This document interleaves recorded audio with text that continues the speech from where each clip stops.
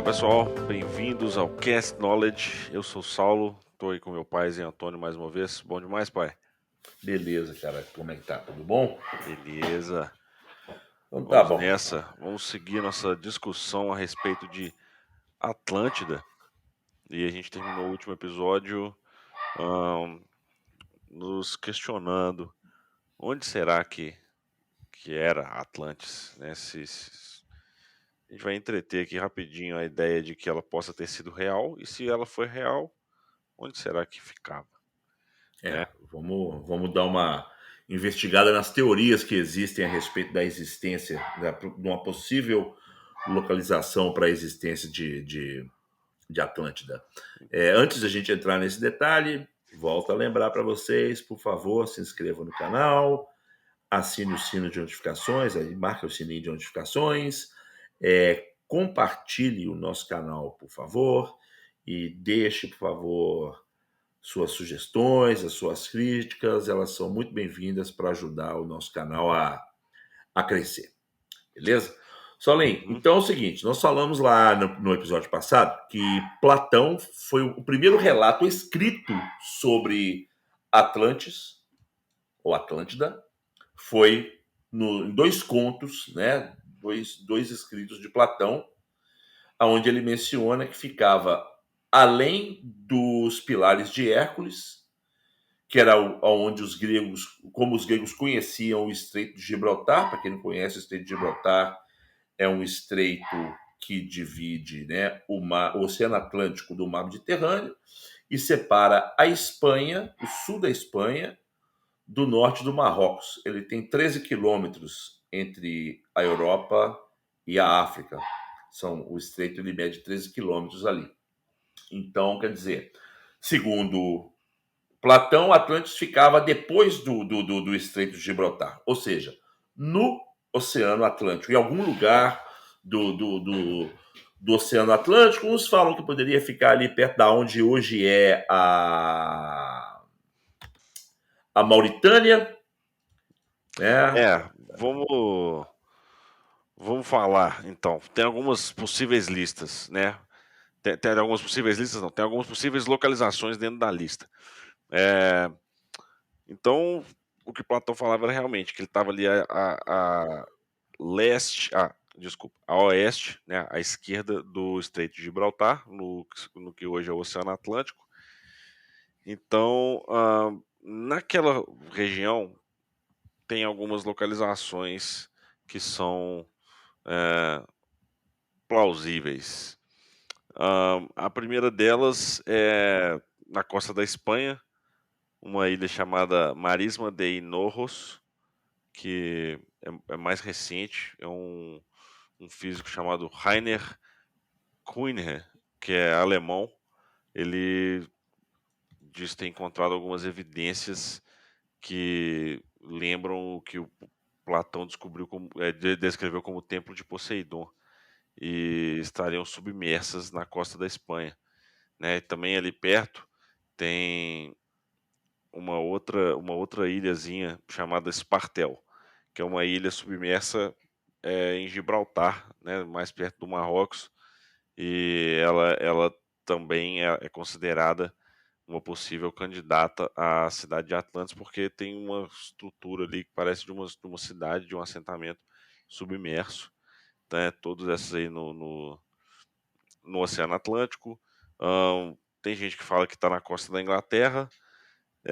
Tem gente que fala que ela possa estar mais a oeste ainda, né? Mais a fundo no Oceano Atlântico. É uma das melhores, uma das localizações mais aceitas também seriam ali onde hoje são os Açores, né? Em portugueses, aquele conjunto de ilhas ali bem no meio do Oceano Atlântico, um pouquinho mais para baixo do Estreito de Gibraltar. Ah, tem também registros, né, evidências de estruturas submersas por ali, assim como é o caso ah, nas Antilhas, que estão na mesma latitude do Estreito de Gibraltar, né, só que bem mais a oeste.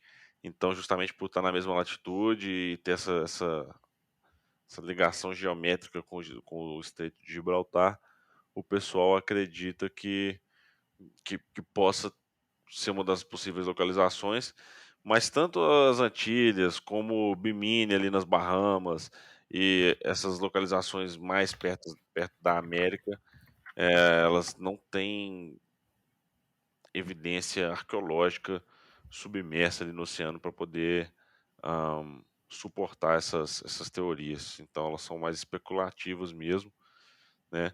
Diferentemente, por exemplo, né, então a gente até agora já falou que poderia ser na costa da Espanha, o Estreito de Gibraltar, costa da Inglaterra. Então, olha só, deixa eu te cortar só rapidinho aqui. Então, olha Beleza. só, das evidências, das possibilidades que você citou, você disse que tem ali no Marisma de Inorros, Hinojos, é, que fica na Espanha. Esse aí, o alemão lá, o físico alemão Rainer Kuhn, foi quem disse que encontrou vestígios, né, na isso, costa da Espanha. Aí o que acontece? Lá nas ruínas, lá em Espartel, que já fica do lado africano do Estreito de Gibraltar ali, uma equipe russa é quem está investigando e pesquisando essa região aí. É, tem tem,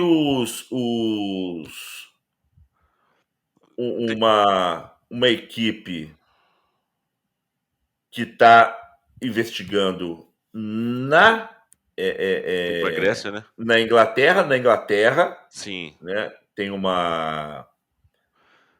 Todas uma essas outra. localizações têm algum tipo de ruína submersa ali no oceano.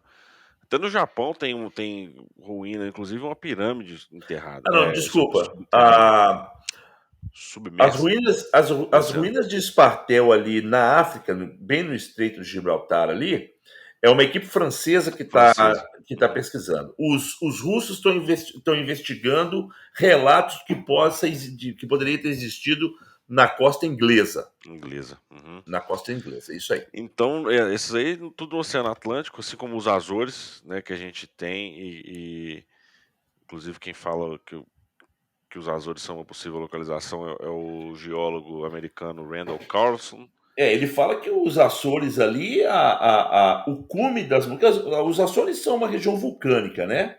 Uhum. E que o cume, o que hoje é o arquipélago, que os Açores são um arquipélago composto, se não me falha a memória, de 10 ilhas, 7 principais, tem mais algumas outras, mas diz que aquilo ali eram os picos das montanhas de De Atlântida. Atlântida, Uhum. que criaram esse, o arquipélago dos Açores, né? E aí, indo mais para oeste, né, eu falei das Bahamas, das Antilhas, uma localização que faz muito sentido, e eu tive lá, acho que você também, né, pai, na Cidade do México, né, Uhum. era a capital do Império Azteca ali, em cima do lago Texcoco, e na época não chamava Cidade do México, né, se chamava Tenochtitlan. E essa cidade ela foi construída nessas plataformas em cima do lago e chegou a ser chamada muitas vezes de Atlântida da América. E era uma cidade que era muito linda quando o pessoal chegava, né, os relatos dos primeiros colonizadores que chegaram lá, eles ficaram deslumbrados com a beleza, né, os adornos de ouro, tudo muito muito brilhante, muito bonito, muito pintado. E essa história dela ser uma cidade sobre as águas, assim, né, não exatamente descrita como Platão descreveu, mas faz muito sentido, uma forma parecida, uma certa integração ali da água com a terra, a cidade sobre as águas, e faz bastante sentido ela ter sido chamada de Atlântida da América, né? E outra cidade ali pertinho também, Tula, também chegou a ser chamada de onde o pessoal viu uma cidade construída com canais de água, eles chamavam de Atlântida. Veneza? É, tipo Veneza. A Veneza virou Atlântida agora Mas também. essa cidade de Tula, ela é uma que também no seu auge dizem ter sido um local extremamente bonito, assim, harmônico, com esses canais de água passando pela cidade. Eu tive lá também em Tula, e hoje em dia está tudo seco, né? E mas dá pra ver onde tinha água ali, realmente devia ser algo muito bonito, mas certamente não é na mesma magnitude do que Platão descreveu e do que essas outras hã, cidades, essas outras estruturas aí mostram pra gente, né. Uma das localizações também mais aceitas seria ali na própria Grécia, né, que é justamente onde é a origem do mito, que seria, né, poderia ter sido ali tanto na ilha de Creta, ou próximo à ilha de Creta, quanto ali no arquipélago, né, onde fica a ilha de Santorini, que a gente chegou a falar no penúltimo episódio, que foi palco de uma catastrófica erupção vulcânica que teria destruído qualquer coisa que existia ali. Então, se ali foi uma localização de Atlantis, é possível que tenha sido destruído justamente nessa erupção vulcânica, apesar de que as datas não batem muito bem, né? Não, exatamente. Então fica meio difícil. Agora, eu guardei para o final a minha favorita. Ahn, Há quem diga também que a Atlantis poderia ter sido no platô de Gizé, no Egito, que durante certas épocas do ano ficava inundado e né, dentro dessas teorias aí, o que falam é que as pirâmides teriam sido construídas com aqueles canais dela como se fossem formas de captar água e usar a pressão da água para fins ah, físico-químicos, tipo, fazer algumas reações, enfim, tem algumas teorias que falam isso, né, um pouco mais viajadas. Também, de novo, as datas não batem com o que o Platão fala. Teriam que existir pirâmides e que existia aquele platô todo ali há 10 mil, 12 mil anos atrás. Então essas datas não batem muito bem. Mas a minha localização favorita, que é onde mais me parece ser plausível, e quem trouxe essa teoria aí pela primeira vez foi bem recente, né, que eu saiba, né, quem relacionou essa estrutura com Atlantis foi o pesquisador americano Jimmy Corsetti, do canal Bright Insight no YouTube. Ele tem uns vídeos muito bons a respeito dessa estrutura que fica na África, para mostrar, para suportar a teoria de que Atlantis poderia ter sido ali. É uma estrutura chamada estrutura Richat, na Mauritânia.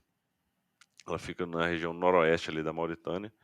E o que é interessante dessa estrutura é a semelhança, tanto geográfica, quando você analisa a descrição que Platão dá da cadeia de montanhas ao norte de Atlantis, dos círculos concêntricos e uma espécie de conexão com grandes rios, sistema de rios. Isso tudo faz sentido, né, quando você analisa posicionamento geográfico nessa estrutura Richat e como que aquela região era na época que Platão fala que Atlantis existiu, há 12 mil anos atrás, 13 mil anos atrás. Ali havia realmente tipo, grande fluxo de água, rios, era uma floresta maravilhosa ali, né, porque hoje é o meio do Saara. É uma região difícil de pesquisar, difícil de chegar lá por causa de questão de conflito interno ali na África, região muito rica em ouro também, isso é mais um indicativo de que poderia ter sido Atlantis. Região mineralmente falando, uma terra muito rica de recursos, e por causa de conflito interno ali na Mauritânia, é muito difícil chegar lá para poder pesquisar essa estrutura. Então tem muito pouca pesquisa, né? As melhores explicações falam que é uma formação natural. Inclusive, eu convido vocês a assistir os vídeos ou clicar nos links que a gente vai colocar aí na descrição do vídeo, ou assistir os vídeos da nossa playlist. Ou se você quiser entrar no Google Earth ou Google Maps, você pode entrar lá e digitar Richat Structure, Richat, ou estrutura Richat na Mauritânia, e você vai ver. E se você der um zoom para fora dela, você vai ver que parece, né, pelo menos assim ao olho nu, parece que houve realmente um grande deslocamento de água ali em algum momento, né? Pode ter sido justamente algum tipo de enchente. E o que sobrou dessa estrutura hoje são esses círculos no meio do Saara, estrutura totalmente única na região, não tem nada parecido, não tem outras crateras. Parece uma espécie de uma cratera ou umas 5, 6 crateras, uma dentro da outra. Muito interessante. E quando você leva em conta, igual eu falei, como que era a geologia, a geomorfologia ali na região, na época que o Platão falou que Atlantis existiu, você vê que faz sentido que ali tenha sido uma região irrigada, uma região verde, uma região que é rica de Não, recursos. até porque aquela região ali do Saara, né, onde hoje é o deserto do Saara, né, aquela região ali era considerada como floresta saariana. Uhum. E aquilo secou rapidamente e não tem não tem tanto tempo assim, entendeu? Né, a questão é, a mudança aconteceu foi depois que a última era do gelo acabou, foi que aconteceu essa mudança climática grotesca no mundo, que justamente bate muito bem com a data que Platão fala que foi o final de Atlantis. Então, se você entrar no Google e digitar Mapa Mundi na última era glacial, dá para ver mais ou menos ter uma noção das calotas polares, né, do Polo Norte ali como é que era. E algo que a gente já trouxe aqui muitas vezes é que o derretimento dessas calotas polares ali mais ou menos no ano ahn, 9800 antes de Cristo, que é bem, bem exatamente mais ou menos um pouco antes, né, da onde que Platão fala que foi o final do Império de Atlantis. Nesse ano aí aconteceu, entre esse ano e o ano 11.800, não, desculpa, entre esse ano e o ano 10.000 antes de Cristo, né, são um período de 200 anos ali que dizem, né, os registros geológicos mostram que aconteceu esse derretimento repentino das calotas polares por algum motivo, e quando você vê a distribuição de gelo, né, a distribuição de gelo nessas calotas, elas eram bem concentradas sobre a América do Norte, uma placa que estendia da América do Norte até a África, até o norte da Europa, tampando boa parte ali do Oceano Atlântico naquele pedaço de gelo. Então o Oceano Atlântico era especialmente um local que a hora que esse gelo derretesse todo de uma vez, né, e tudo indica que aconteceu de uma vez, e isso Uhum. tenha causado um tipo de enchente, um tipo de tsunami violento mesmo no Oceano Atlântico, mais brutalmente do que em algum outro oceano do mundo, justamente pela quantidade de gelo que tinha nele. O que eles dizem, né, os últimos estudos aí apontam para que mais ou menos o Saara começou a se tornou o deserto mais quente do mundo e tal, por volta de 2.700 anos atrás, ou seja, 7.000 anos antes de Cristo, foi quando aconteceu a desertificação do que era antigamente considerado chamado de floresta saariana, né? Diz que os rios que cortavam ali, o rio principal, ele era uma extensão do rio Nilo, né? Ele corria do oeste pro leste, sudeste ali, encontrava com os afluentes do Nilo e depois subia e desembocava no mar Mediterrâneo, né? Então, e hoje em dia estão descobrindo, através de radares e tal, uma série de cidades e formações de cidades naquela região Erradas do na areia Saara. ali. Exatamente. Então, eu já falei Aham. isso antes, né, quando nós falamos dos egípcios e tal. Eu falei, bom, se cavar no deserto do Saara, Vão vão achar. encontrar muita Hum, coisa, é. porque ah, Agora, é difícil a questão da pesquisa na África, pesquisa arqueológica lá, é um negócio complicado, porque envolve muita coisa, né? questão- Envolve problema de disputa de acesso, territórios, problema acesso, de segurança dos político, pesquisadores. segurança, realmente.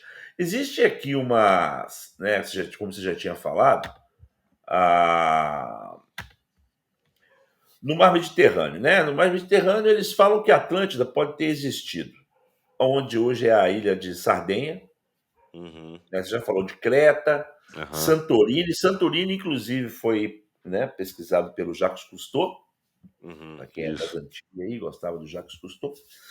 Sicília, Chipre e Malta. Malta é uma cidade, uma ilha.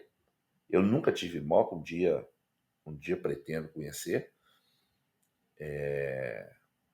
Que tem umas construções, umas coisas muito cabulosas lá, assim, e ninguém consegue explicar para que servia nas pedras, uns cortes nas pedras de Malta, assim, que eles não sabem se aquilo era para ancorar navios, qual que era a utilização daquilo.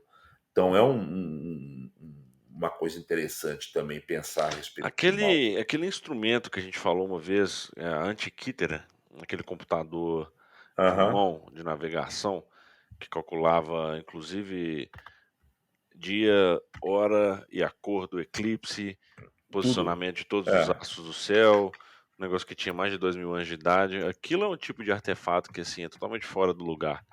Nenhuma civilização conhecida ali da época tinha tecnologia para construir aquilo. E foi encontrado no fundo do mar. Então, talvez tenha sido mesmo herança de um povo mais antigo, porque se né, ninguém da época foi, tipo assim, achou um negócio aqui, quem fez isso aqui? Ninguém, ninguém levantou a mão, pô, ninguém tem a tecnologia, ninguém fez, foi alguém mais antigo.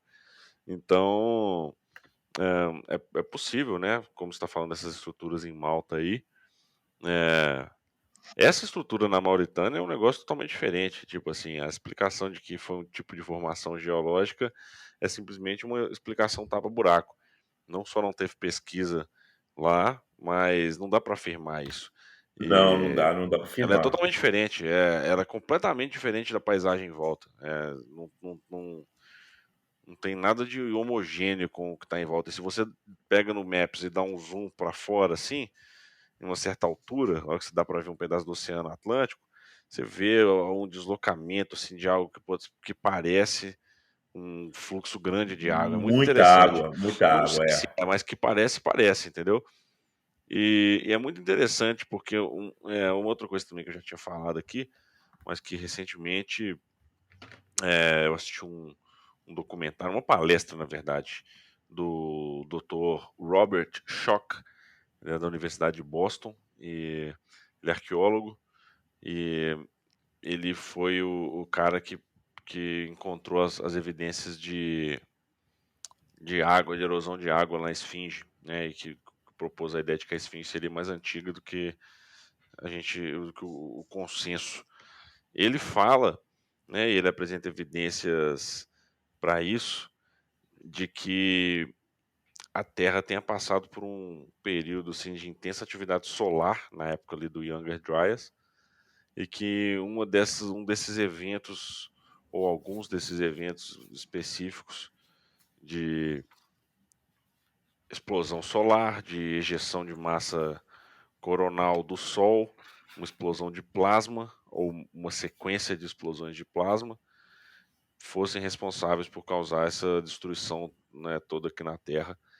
E ele mostra, inclusive, algumas pinturas rupestres dessa época que mostram algumas imagens meio inexplicáveis no céu. E muita gente já tentou interpretar como constelação ou como algum tipo de divindade, alguma coisa do tipo. E aí ele mostra replicando em laboratório a interação desses jatos de plasma com a atmosfera e exatamente os mesmos padrões que eles haviam observado, entendeu?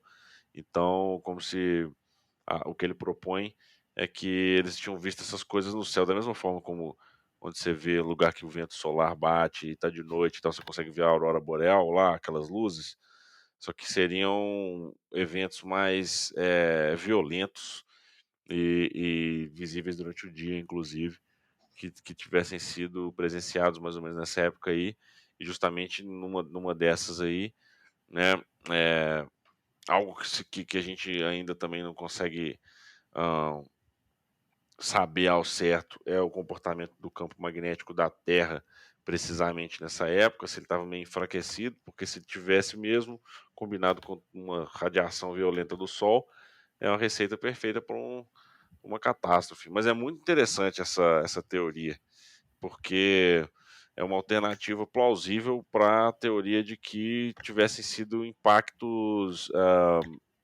de algum tipo de asteroide, algum tipo de cometa que tenha caído aqui nessa época ali no Polo Norte. Porque, né, eu já falei aqui também, mas um grupo que, né, eu tomei conhecimento dele a partir do Graham Hancock, que estudam essa hipótese do impacto ali do Younger Dryas, um tipo de impacto de asteroide.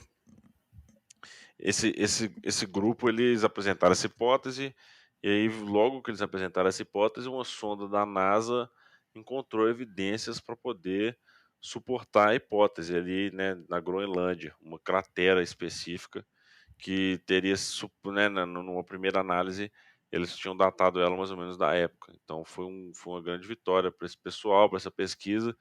E aí, só que análises posteriores jogaram a data dessa cratera muito antes. Então, para mais de 300 mil anos atrás. Então já É, não o que seria mais acontece, plausível. né? Como nós falamos, existem contos, né, mitológicos e tal, e alguns estudiosos aí que falam que a Terra já passou por no mínimo 26 cataclismas ao longo da sua existência, né? E o que acontece? O legal dessa história de Atlântida é porque ela é diretamente relacionada a tudo que a gente escuta falar de final do mundo. Toda vez que o mundo acaba, igual eu disse no episódio passado, toda vez que o mundo acaba, ele acaba em inundação. Véio. É. Toda vez que o mundo acaba. A pessoa fala, a Atlântida afundou. Não, a Atlântida não afundou. A Atlântida, se existiu, ela foi inundada. Uhum. Né? Ela foi submersa. Porque para afundar, ela teria que ter descido para o fundo do mar. Não foi isso que aconteceu. Foi o nível da água que subiu e É. ela foi submersa. Então, a mitologia fala o quê? Que o povo que vivia lá começou a ficar meio Rebelde, meio egoísta. rebelde, egoísta e tal. A mesma história que fala na Bíblia, a mesma história que fala na mitologia grega, a mesma história que nós contamos aí do épico de Gilgamesh, Gilgamesh. né? Que o cara que ele encontrou, que era o Noé da história de Gilgamesh, contou a mesma coisa, que ele salvou o mundo porque o mundo começou a ficar corrompido e tal, e tal, e tal, e tal, desobediente às ordens dos deuses, e os deuses resolveram inundar. E aí, na história de Atlantis, é a mesma coisa. Tanto no conto escrito pelo Platão. Platão, quanto em outros relatos gregos posteriores a Platão, falam o quê? Que Zeus ficou pé da vida com o povo lá e resolveu acabar com tudo, chamou Poseidon e falou: olha, você vai inundar isso aqui, porque eu estou de saco cheio desse povo. É. Mas aí o que acontece? O que acontece é que no conto grego, o conto grego fala que existiu uma guerra. Olha bem, aonde chega a história. Uhum. O conto grego, a mitologia grega fala que existiu uma guerra entre os gregos e os atlantes, Uhum. onde os atlantes foram derrotados pelos gregos, porque os atlantes tentaram invadir o Mediterrâneo e os gregos conseguiram derrotá-los. E aí, através dessa derrota, por ter sofrido a derrota, e mesmo assim o povo de Atlântida continuar sendo desobediente Uhum. Uhum. e tal, Zeus chamou Poseidon e falou: você vai acabar com esse povo, porque não dá mais. E aí, Poseidon, batendo o tridente dele na terra, Causou um dilúvio, uma causou um dilúvio, enchente. começou a encher de água e tal. E como ele era o deus da água, dos rios, da água doce, do mar, dos mares e tal, ele conseguiu inundar a cidade. Exatamente o fim é o mesmo que o mito grego do dilúvio. É. Exatamente o mesmo. Zeus ficou puto, chamou Poseidon e fala: Inunda, É verdade, é verdade. É o Poseidon também que inunda tudo. que inunda. Então, quer dizer, o final é o mesmo. Atlântida existiu? Bom, evidências tem para todo lado de que pode ter existido. Uhum. Tecnologia avançada existia. Isso aí é mais do que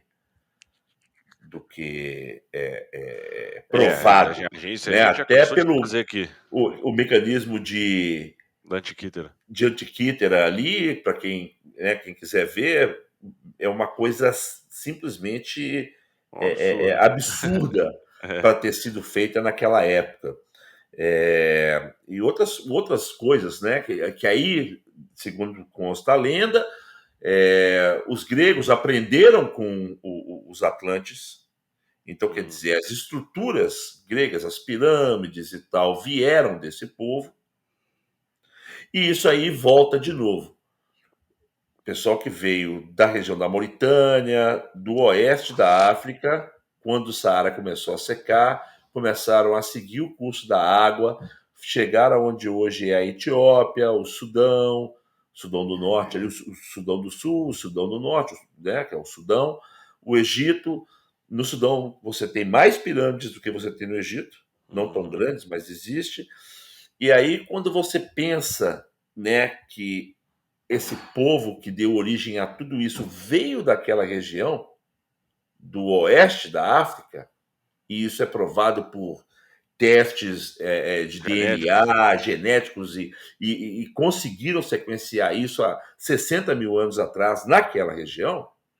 Você vê que é perfeitamente plausível que tivesse existido uma civilização avançada e que esse conhecimento ele veio para o leste africano, seguiu o Nilo, chegou no delta do Nilo, ali no mar Mediterrâneo, e acompanhou a costa em direção ao Oriente. É, E se exatamente. perdeu de É, alguma forma. Como que ele se perdeu? Com a e assim, inundação, né?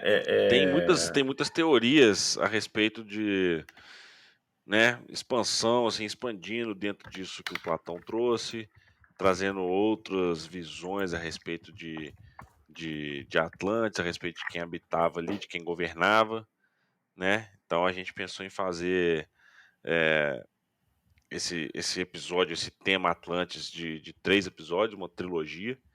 Então no próximo episódio a gente vai trazer para vocês um pouquinho dessas teorias mais alternativas, né? Que inclusive linkam Atlantes com os Anunnaki, né, não, pai?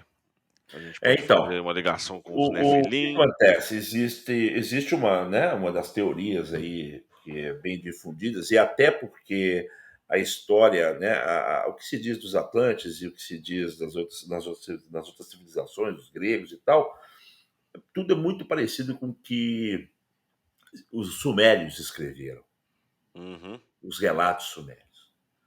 E os sumérios chamavam uma determinada categoria de deuses de Anunnakis. uhum, E aí, existem teorias que dizem que, na realidade, esses Anunnakis, eles criaram a civilização 450 mil anos atrás. uhum. Eles eram os caras que ensinaram toda a tecnologia para os Atlantes, e essa tecnologia eles vieram trazendo de Atlântida para a região ali da África, para o Egito e tal, para a Suméria, tarará.